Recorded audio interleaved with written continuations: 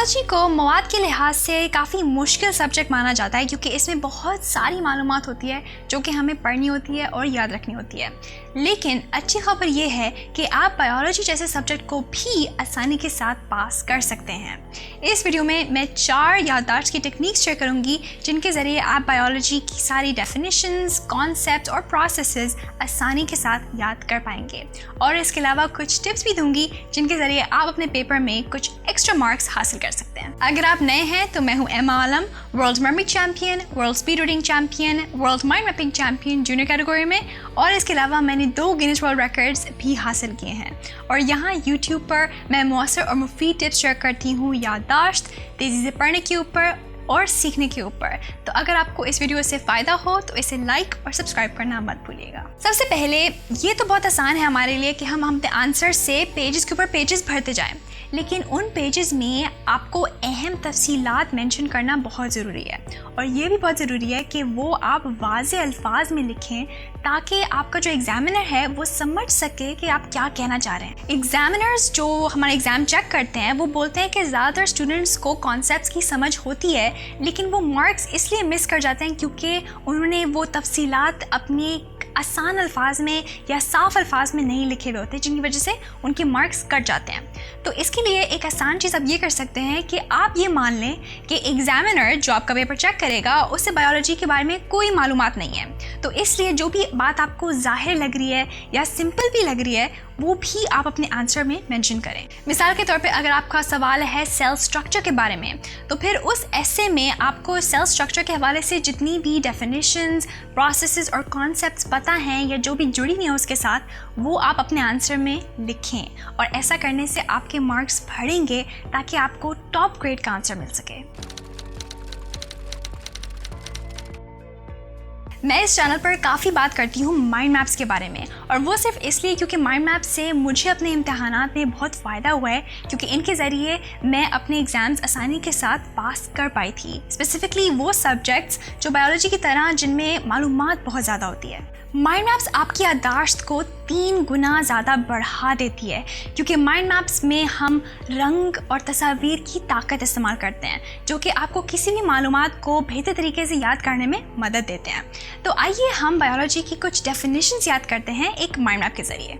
Capsid जो कि outer protein shell होता है वायरस का, और ये वायरल जीनोम को प्रोटेक्ट करता है।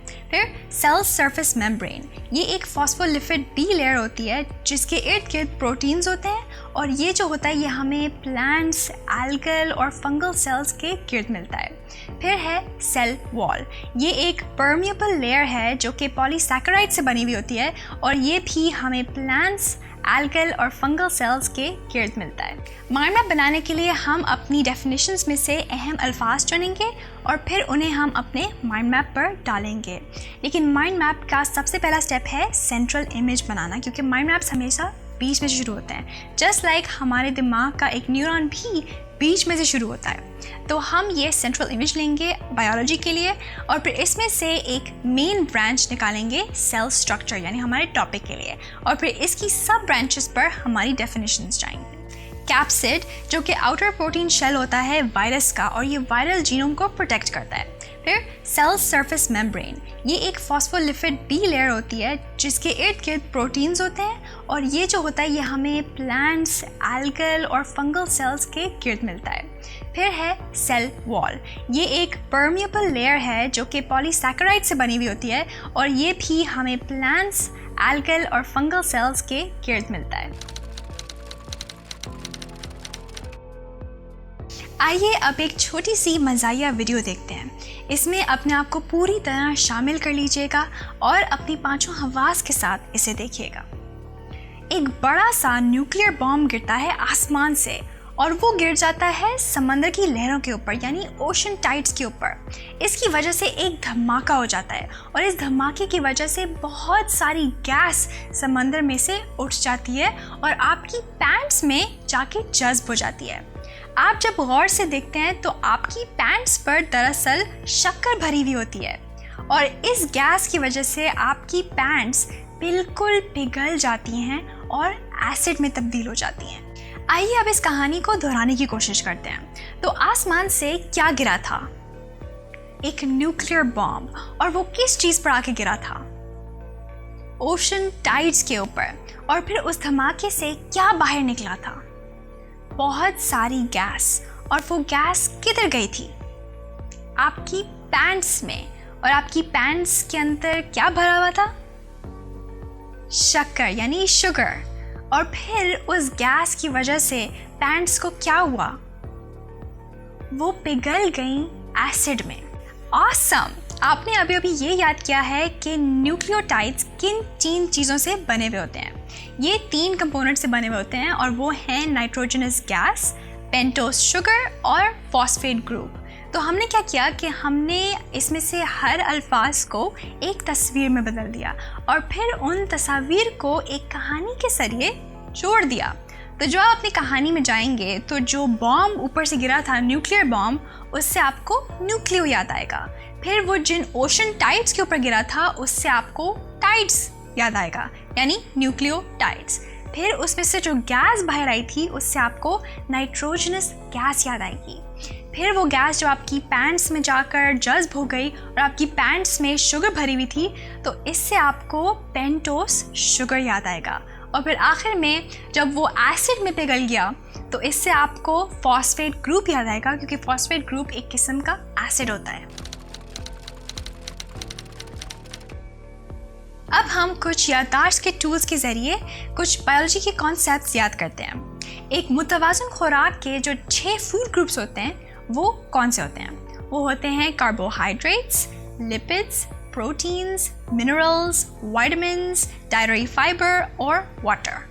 अब हम इन अल्फाज में से सिर्फ पहला लेटर उठाएंगे और उनके ज़रिए एक सेंटेंस बना लेंगे, और ये सेंटेंस आपके लिए ज़्यादा यादगार होगा बनिस्बत सिर्फ अल्फाज जो कि आपके दिमाग के लिए कोई मायने नहीं रखते। तो ये सेंटेंस इमेजिन करें, my cardiac patients love weekly vitamins.